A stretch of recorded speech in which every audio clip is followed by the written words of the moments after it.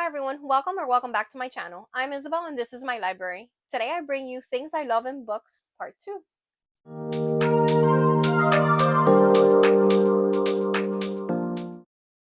Part 1 of this video was so much fun to make. When I first started writing down the concept of this video, I found over 30 things that I absolutely loved in books. And I decided that I didn't want to just do a listing of the things I loved, but I also wanted to tie in some recommendations just in case you are watching and you love some of these things too. So part 1 of this video includes roughly about 12 things that I really love in books. And this is going to include another 10 or so things that I really love in books. Of course, I will be giving you recommendations for each of these things. I'll try to explain to you why I love that particular thing in books. And then I will give you a couple recommendations of books that I feel do that thing particularly well. If you have not watched part 1 of this video, I'll go ahead and link that for you up above, but you do not have to watch that video first. You can stay, watch this video, and then if you want to know more of my favorite things, you can go check that video out. So the first thing that I want to talk to you about today that I absolutely love in books is books that are set in a university type of setting. A lot of times we hear talks of dark academia, where a group of students are in a college setting or in a school setting, and there's a particular aesthetic connected to that.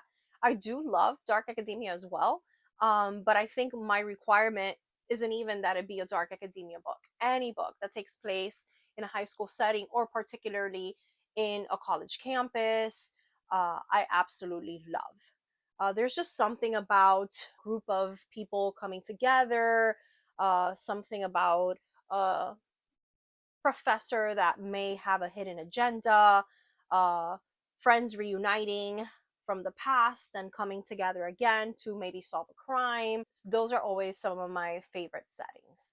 So I'm going to share with you 3 books that take place in college settings that I think are pretty good.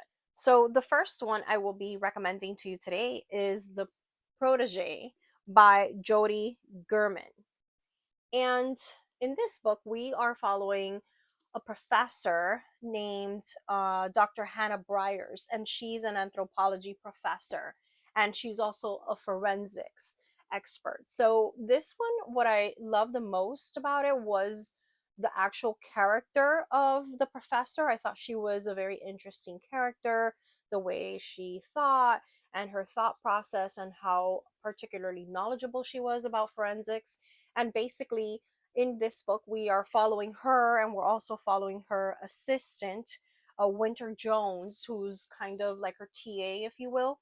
And certain things start happening in the forensics lab, and the professor feels like someone is framing her or trying to make her look guilty. And yeah, that is The Protege. And again, my favorite thing about this was our main character, but look how beautiful that setting is there. Another book that takes place in a college setting that I absolutely love is They Never Learn by Lane Fargo. So in this book, we are following another professor, but this is an English professor, and she has her own hidden agenda of what constitutes fairness in the world, and she basically is out to make any man who has wronged a woman at one point or another pay a very steep price.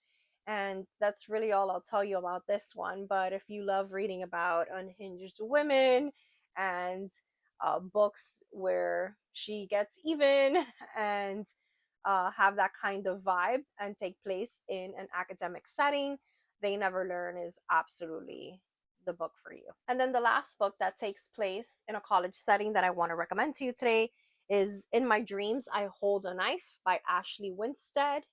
And in this one, we also have the trope of friends from the past coming together. And so in this one, we have a group of friends that had a crime happen within their friend group.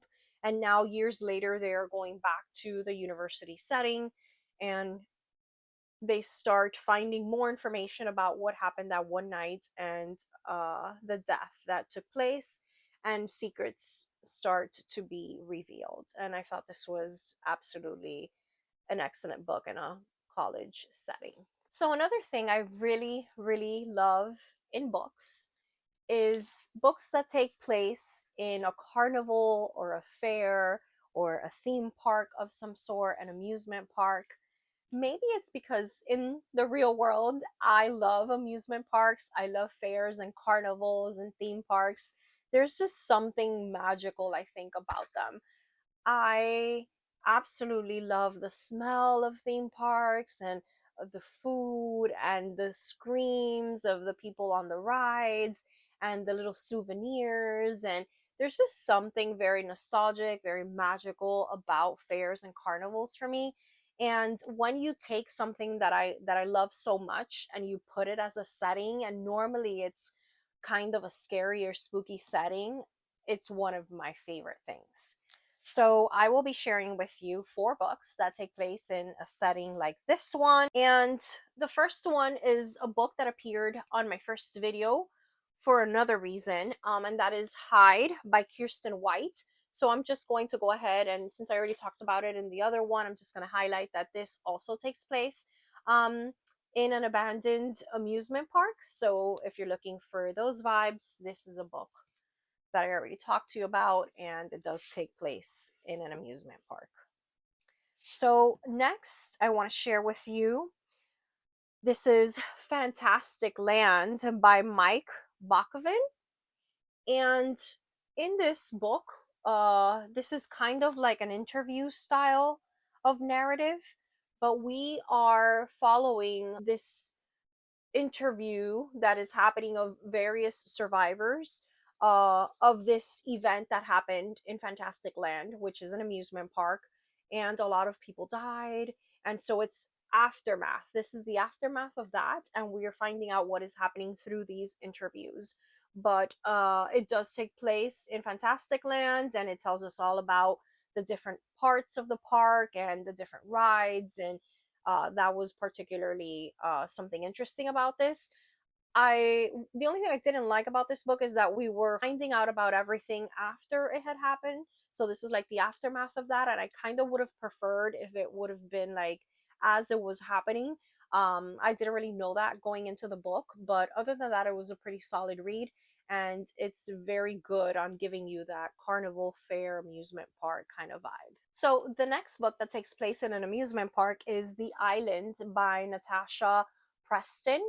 And in this book, we are following a group of influencers who get invited into this amusement park, which is on an island, and they're getting this exclusive premiere opportunity to check out this amusement park. And they are invited to record and vlog and blog all about their experience on the island. And yeah, and things kind of go sideways from that point forward. But that basically is an amusement park in an island setting, which is pretty cool. And the last book I want to share with you that takes place in an amusement park or fair setting is Wonderland by Jennifer Hillier. So this pretty much reads from the vantage point of a detective. So just letting you know, because I know that is a deal breaker for some people. Some people like the detective POV, others do not. So I just wanted to tell you that we are following a detective in this one.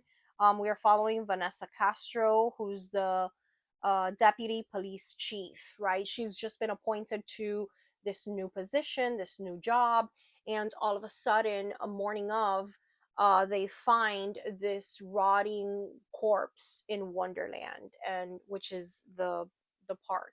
And yeah, then the investigation starts there. And her daughter has a part-time job in Wonderland, and we get very vivid descriptions of the different rides, the haunted houses in the fair, and it's pretty much a lot of fun. And it does have some very gory descriptions in here. So if you like that, then you might enjoy Wonderland by Jennifer Hillier. Something that I find incredibly creepy and spooky is books that take place in the forest, in a cabin kind of setting, in the woods. And There's just something eerie about the unknown of the forest or the camp or summer camp, those vibes as well.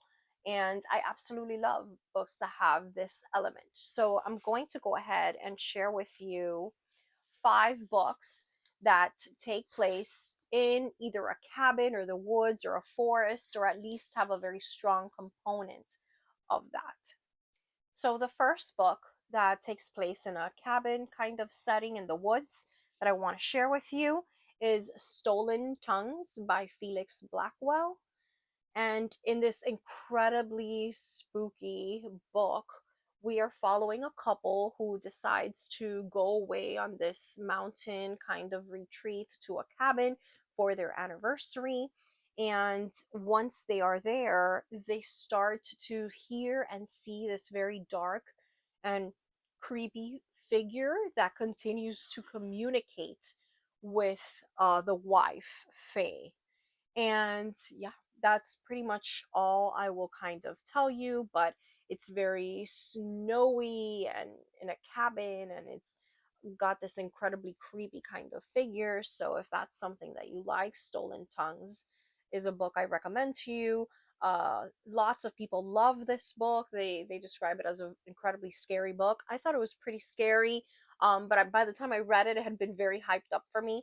um so I was not disappointed, but I was expecting a little bit more. But still, it's a very, very solid read. So the next book that takes place in a summer camp setting is The Last Time I Lied by Riley Sager.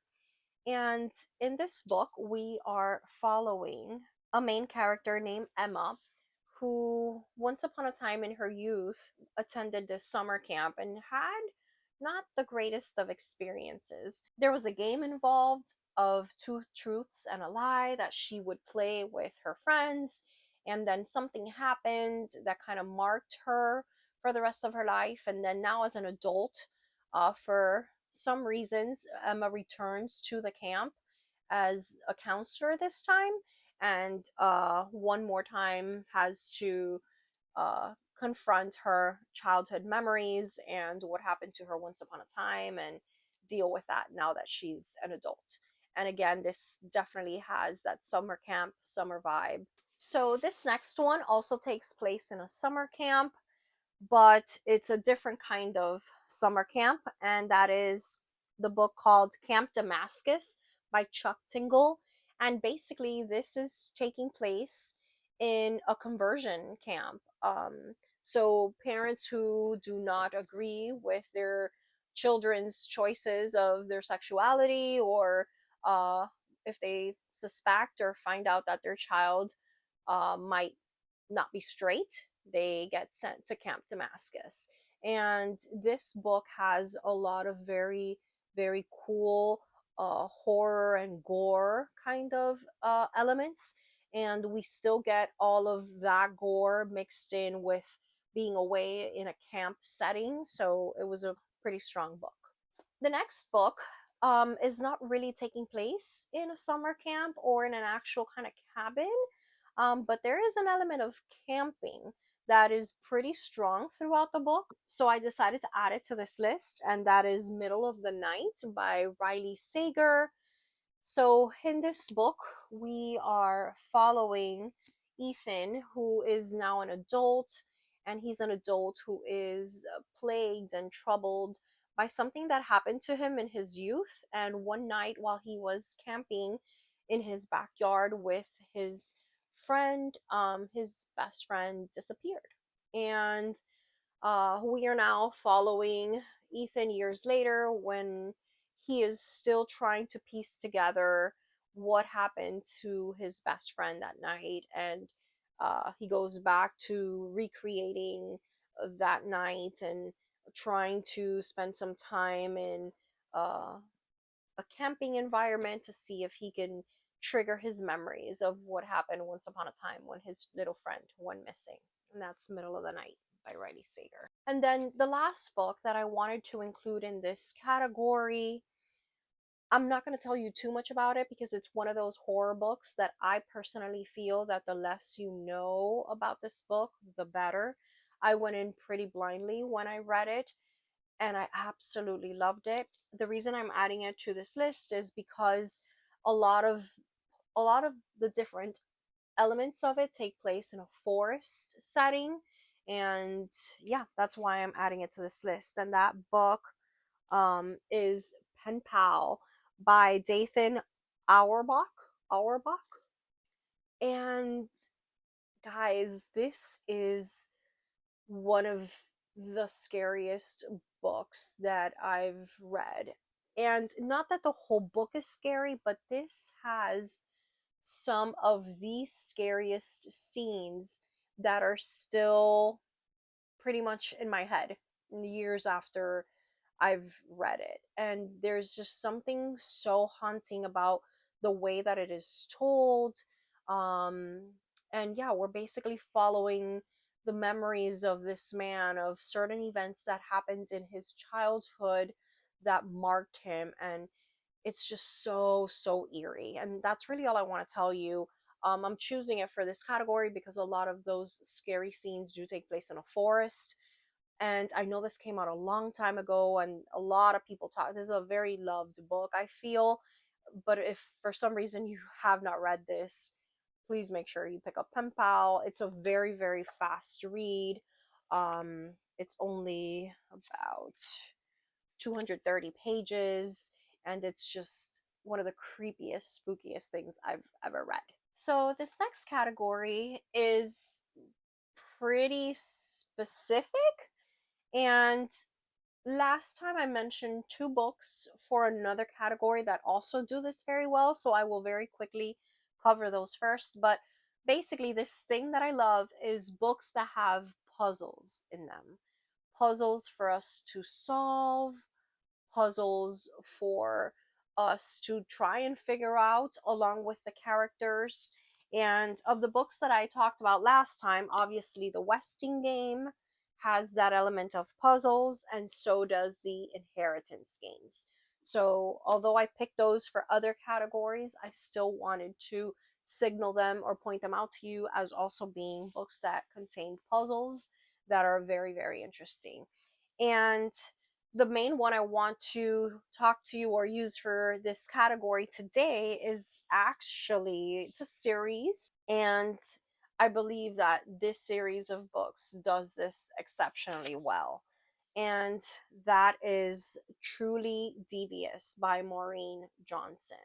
So this goes through various years.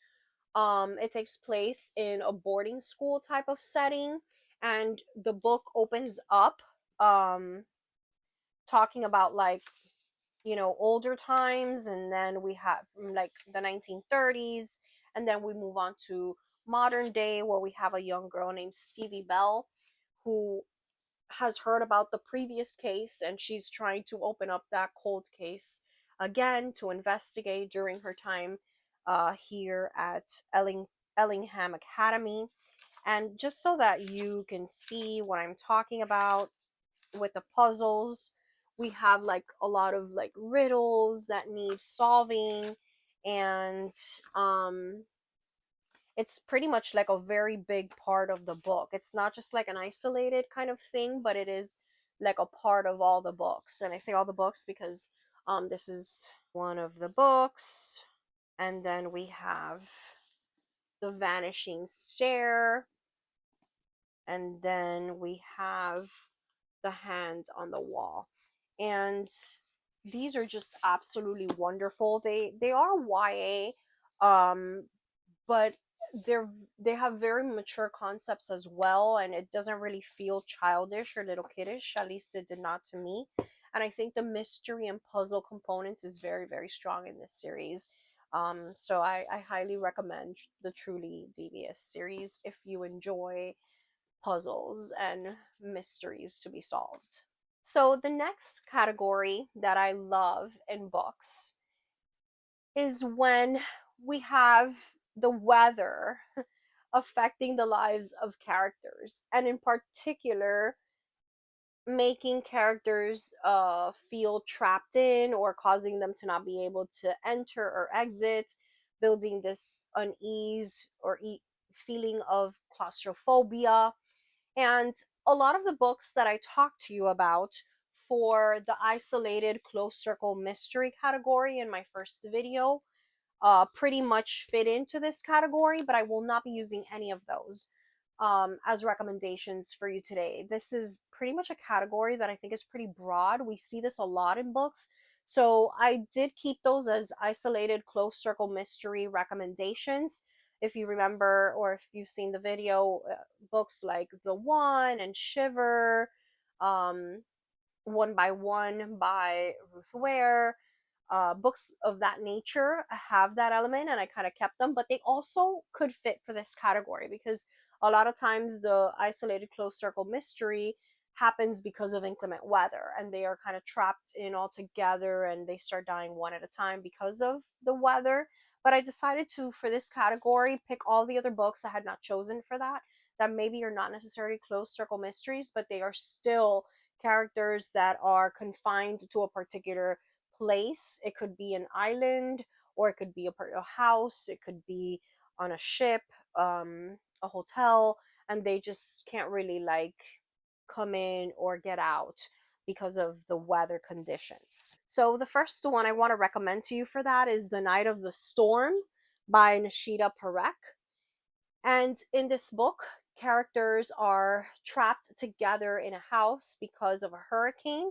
This takes place in Texas during Hurricane Harvey.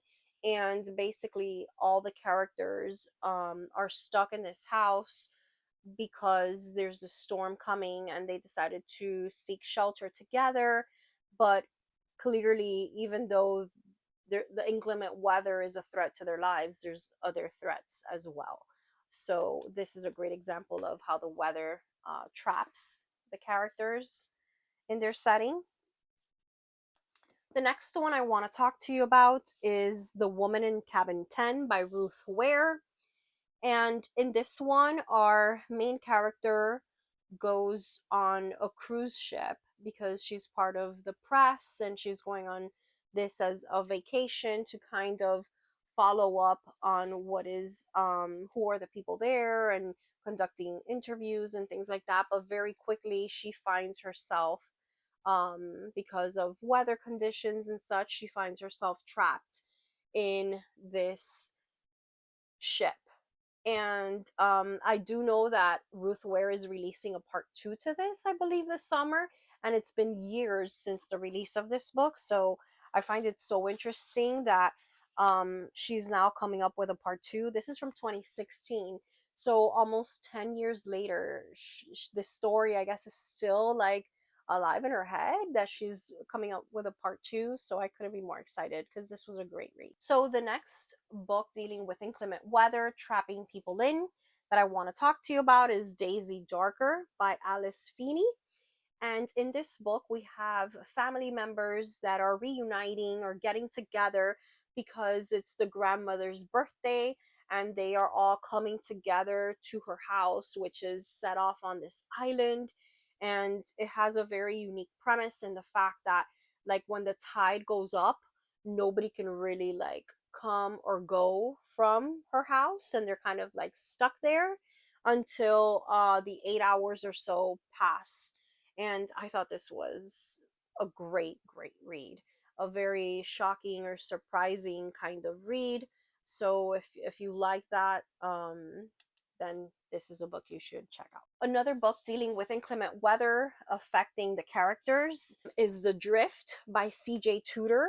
And here we are pretty much in this like mountain area, and there's like a snowstorm, and the characters are divided into different groups, which I thought was a very unique premise for this. Each of the character groups, there's three, I believe, three character groups. They're stuck in different places, but they're still being kind of affected by the very same thing. They're being trapped in areas. Some are trapped in like a cable car, another group is trapped like in a coach bus that has an accident, and I don't want to tell you too much, but all of them are still being affected. And then besides the fact that they are trapped in the weather conditions, and I enjoyed that, you're also trying to piece together the connections between the groups, and I think that's a very cool part of this mystery. And then lastly, another book that has characters on an island kind of trapped together and stuck together. Obviously, what impedes them from getting there is like the water coming and going, and they can't really leave, is The Fury by Alex Michaelides. And in this book, we also get that feeling of entrapment, and we start to try to figure out what is it that is keeping these characters together on this island, and who is telling the truth and who is not. We are basically following this ex movie star and her group of friends who have retreated to this island together, and then murder ensues, and things happen from that point forward. And that's really all I'll say about this one. But that's The Fury by Alex Michaelides. So the next thing I really enjoy in books has to do with parents.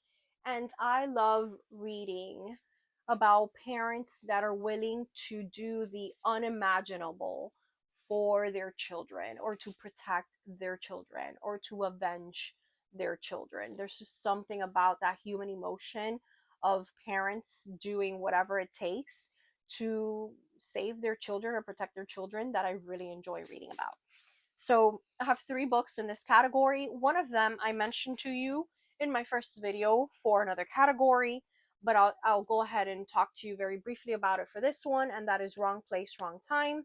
So I did use this for the time warp, time travel kind of element in my first video, but here I wanted to mention it to you and recommend it to you because the mom who is trying to understand what happened to her child and why her child commits this murder, she's willing to do whatever it takes to prove the innocence of her son, or to figure out what she can do to prevent her son from committing this crime. And it's so palpable, the love that she has for her son, that she's willing to do anything, whatever it takes, to protect him and to save him from this future that she's caught a glimpse of. The next book, with incredible parents willing to do whatever it takes to protect their children, is Razorblade Tears by S.A. Cosby. And this book is heartbreaking. In this book, we are following two fathers, and both of these fathers come together to avenge the death of their sons. Both their sons were killed as a result of a hate crime because their sons were gay and they were in a relationship with each other. And so both fathers, although very different men from different parts of the world and different lifestyles, come together and unite in order to avenge their sons. And it is just so beautiful. And these two men are two of my favorite characters that I've ever encountered. This has so much emotion. This book has so much emotion in it. And yeah, it's exciting, it's thrilling, it's action packed, but at the same time, it really tugs at your heartstrings, and it's a beautiful story of what parents are willing to do to avenge their children. And the last book in this category of what parents are willing to do for their children is The Chain by Adrian McKinty. And in this very fast paced, intense book, it begins with Rachel, this character named Rachel, who drops off her daughter at school. And then Rachel receives a phone call that her child has been kidnapped. And the only way she will ever see her child again is if she pays a ransom and then kidnaps another child. And that is the beginning of this chain book, right? And we are able to see the desperation and what a parent is willing to do to save their child, and how you compromise your values and your beliefs and your morals when it comes to protecting that which you love most, which is your child. And this is a very intense, fast paced thriller. So, who doesn't love a possession story? I mean, possession stories have to be some of the most entertaining kind of stories, whether it be movies or books, right? And so, what I've chosen to recommend to you today is three books that I think tackle the topic of possession in very unique and interesting ways. So, the first book I want to recommend to you is A Head Full of Ghosts by Paul Tremblay. And I absolutely loved this book. The year that I read this, this was easily top five books for me that year. And in it, we are following the story of a family. And this family suspects that one of the children, one of the kids, is possessed. And so what ensues is this trying to discover what is wrong with the little girl, and in an attempt to document what is happening to her, they invite a crew who is going to be filming various days what is happening with the little girl, and perhaps what happens during the exorcism or what happens during the days when she's possessed. And there's a lot of wonderful conversations here about mental health and religion and all these other things that normally get built into a story of possession. And I think it does this very, very well. Another book that is pretty much one of my favorites of all time, and you'll see this pop up later on eventually when I make a video about favorite books of all time.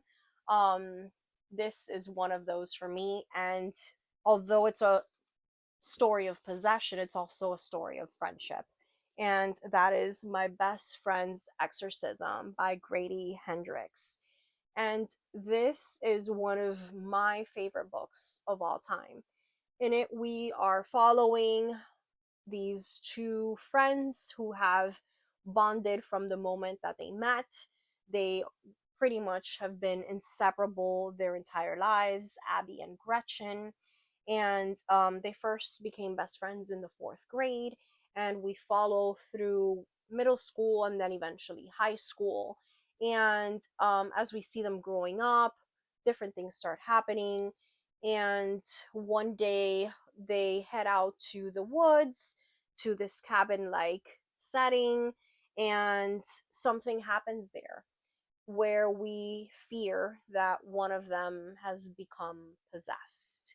And this book is such a beautiful friendship story. It is also very gory. There's a lot of gory descriptions, body horror. This book also has some wonderful 80s references. If you like 80s references, there are so many pop culture references in this book. We also have a lot of commentary on very serious topics as well, and I really loved how Grady Hendrix handled them. There's conversations of abuse, and stuff like that, which if you read the book you will see. But ultimately, it's a fun, nostalgic, endearing, sad kind of a novel. But I have chosen to present it to you as a possession story, but just note that it is so much more than just a possession story. And the last book featuring a possession kind of story that I want to share with you today is The Haunting of Alejandra by V. Castro. And look at this stunning cover, right? So beautiful. In this, we are following Alejandra, and Alejandra's a mom and a wife, and she's starting to become disillusioned with these roles, and she's starting to wonder her purpose as a person and as a woman. There are references here to the myth of La Llorona, which is basically like this myth of this woman, this figure who murders her children and then weeps and cries night after night as she searches for her missing babies. And I think that's all I want to tell you about it, because there's a lot of things weaving in and out between reality and imagination and other things. But basically, Alejandra feels like there's something taking over her that is making her doubt her role as a mother and a wife and her purpose in life. And that's really all I'll tell you about this one, but it was pretty fun. So, another thing that I really love in books, and I also love in scary movies, is creepy, spooky neighbors. So, books that have people living in an area or in a neighborhood or in an apartment complex, and they're kind of, you feel in on something that the main character is not aware of. And think of kind of like Rosemary's Baby vibes. I guess that's the best way I want to pitch this. That's kind of what I'm talking about. And I have selected two books that I think do that pretty well. The first one is The New Couple in 5B by Lisa Unger. So in this, we are following a couple who inherits this beautiful apartment in a very expensive, older apartment complex. And from the moment that they move in, they feel like things are a little bit weird or a little bit off with their neighbors. And yeah, that's all I'll really tell you about this one, but it definitely has those vibes. And the last book with creepy, weird neighbors that seem to all be in on it. The last book in that category I want to share with you is The Paris Apartment by Lucy Foley. And in this, we are following a main character named Jess, who feels like she is struggling. She needs a fresh start. And so she goes to visit her brother, Ben, in his apartment complex. She goes to his apartment to visit him, and he's nowhere to be found. And she gets there and she stays the night, and she figures he's out for the night and that she'll see him. But days and days pass, and she doesn't find her brother, and he's missing. And so she starts getting to know some of the people in the apartments, and yeah, she starts to try to investigate what's happened to her brother. This next category is a setting, pretty much. And I think my passion for this particular thing in books started from the moment I became an English major and I had to read all these Victorian novels. And I developed this obsession with Victorian Gothic settings. So, this next thing that I love is a book that takes place in some sort of Gothic kind of setting. So, it could be a particular manor that has some mysterious things happening, or a particular house that is rumored to be haunted or has secrets. All of these houses or castles or manors have names, and it's always gloomy, and there's always like a storm about to happen. And yeah, this category is basically Gothic settings. And of course, it shouldn't be surprising to you that all four of the books that I have chosen to recommend to you are all classics for this category, and they all take place one way or another in a Gothic setting. So, the first one that I will share with you is Wuthering Heights by Emily Bronte. So, this book takes place in a Gothic style setting, in a Gothic style manner, and the characters come and go. It's very dark, it's very gritty. There's beautiful descriptions of the setting, and that happens to be actually my favorite part of this book. I'm not the biggest fan of the characters, Catherine and Heathcliff, or their relationship or their dynamic, but I am definitely a fan of the vibes of this Gothic setting in Wuthering Heights. Similarly, another book with a beautiful Gothic setting is Jane Eyre by Charlotte Bronte. And again, this is one of my favorite books of all time. And although the book does take place throughout Jane Eyre's life, and we are following her throughout different settings, for the most part, um, she is experiencing life in uh, a gothic kind of world where there is definitely some secrets in Mr. Rochester's home, and there are things that are hidden and sounds that can be heard throughout the echoes of the halls in the manor. And yeah, it's just through and through one of the greatest gothic setting stories I've ever read.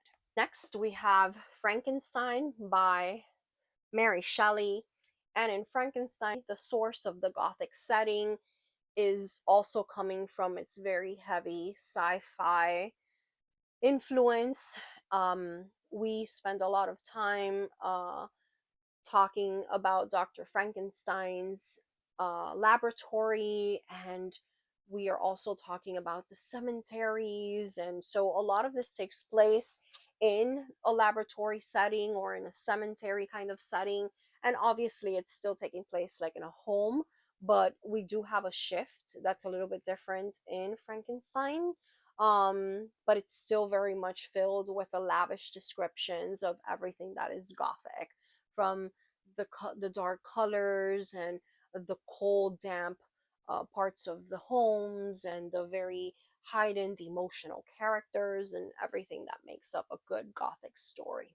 And then, of course, I'll go ahead and end this category of a Gothic setting with my favorite Gothic setting of all times, and that is Rebecca by Daphne du Maurier.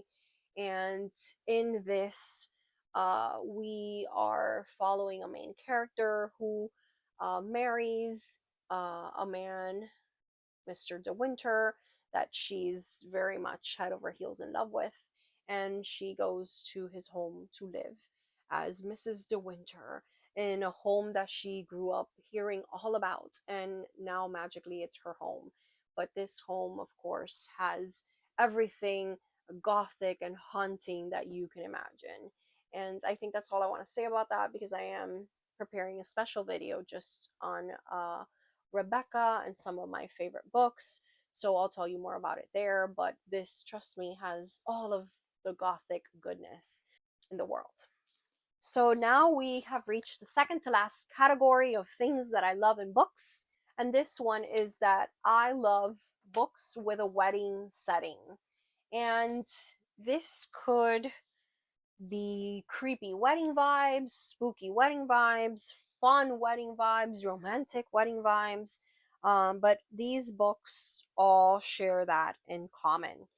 And I did talk to you recently about one of these books, so I'll be very brief in mentioning it. But one of these books that has a wedding setting is So Happy for You by Celia Lasky. And in this one, we are following two friends. One of them is getting married, and she's turned into this bridezilla who wants things to be done perfectly. If not, her marriage will go wrong, and it turns very dark and deadly very quickly. So happy for you. Then, a more lighthearted version of a wedding story is Four Aunties and a Wedding. And I absolutely love everything that Jessie Q Sutanto writes. I believe I've read most of her works at this point, and if you haven't, there's so much fun. This book has you laughing the entire time. The aunties are absolutely wonderful. And basically, in this, we are following the wedding of Maddie and Nathan, and obviously, the aunties are up to their usual craziness, and they're trying to capture criminals and prevent terrible things from happening at this wedding. And the whole time we're wondering, is this wedding actually going to happen or not? And it's just a lot of fun. The next book that has wedding vibes, and I feel like this book could have worked for all the other things that I love, is The Guest List by Lucy Foley. So characters are in an isolated setting. This is an isolated closed circle mystery. They are impacted by the weather. People start dying one at a time, and we have to figure out who done it. I mean, there's just so much. There's just so many things in this book that I love. I could have used this for a ton of categories, right? But I did leave it as a wedding uh, book. I found that it is very much a wedding book. There are these two people getting married, Jules and Will. They've invited all these people to their wedding.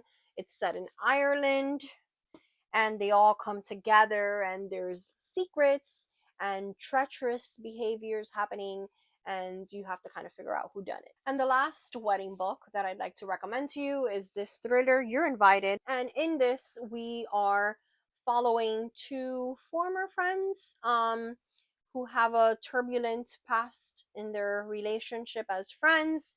And basically, there's the wedding setting, and then one of them goes missing, and some people are blamed, and then they try to find the missing party members and figure out where everyone has gone and how they can carry on with this wedding.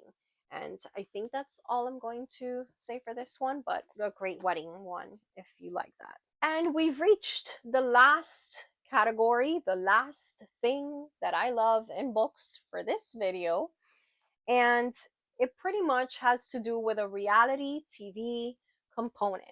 So I love a book that has a reality TV show component. Maybe it's because I do enjoy some reality TV shows, especially like darker ones. Um, I don't know if you guys have seen The Traitors, but that's one of my favorite reality TV shows. And I have some books here that kind of give off those vibes or have at least a reality TV show component. So I did mention one of these in my last video of things I love, so I'll very quickly talk about it. And that's One Perfect Couple by Ruth Ware. And in this, we have couples who get shipped off to an island where they're going to be doing a contest of sorts to see which couple survives and doesn't break up, and they're the ultimate couple, right? That's basically what this is. But as soon as they get on the island and the cameras start rolling and things start happening, we start to see some of the characters in peril. And yeah, that's that one. On a lighter note, the next reality TV show book I recommend to you is a romance, and it is One to Watch by Kate Stayman London. And this was such a fun reality TV show book. This is loosely based on The Bachelorette.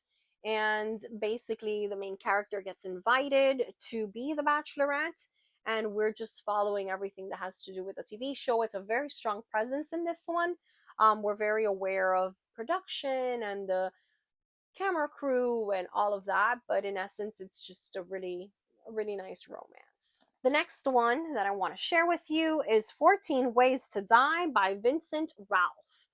And in this one, we are following what is an internet reality TV show. And so we have a main character named Jess. And basically, her mom was murdered years back by the Magpie Man. And so she is eager to become one of the featured participants of this show because she's trying to get the attention of the Magpie Man to see if she can capture her mother's killer. She wants to avenge her mother. And so this is basically what is happening. They record themselves throughout the day, and it's posted on their social media, and whoever gets like the most feedback or likes or engagement then will participate in this very high stakes game kind of show. And the last book I want to talk to you today that has a reality TV show kind of component is Haunt Sweet Home by Sarah Pinkster. And in this one, the type of show we are following is like a haunted house show, where we have a crew that goes from house to house trying to see if it's haunted or not. and we get the inside looks of what that filming looks like and how much of these things are set up by the crew members. And yeah, that's what this one is about. But we're very aware of all the people working behind the scenes in this reality TV show. And although this was not one of my favorites, I had higher expectations for this completely. I still think it does that component of a reality TV show very well. So there you have it, guys. This is part two of things that I love in books. I would love to hear back from you for this video. I'd love to know how you liked part two of this. I can come up with a part three as well. There are so many other things that I like in books, and I can try finding recommendations for each of those. Have you read any of these books? Are any of these things or categories things that you also love in books? If you've read some that I haven't talked about that you think would fill in, please let me know in the comments below. I'm always looking for more books that have all these tropes and things and categories and settings of things that I love. So I would really love your feedback on that. Thank you again for watching. I appreciate you being here. Please consider liking and subscribing if you'd like to see more content like this from me in the future. And I think that's pretty much all I have for you today. Thank you so much for watching, and I'll catch you next time. Bye.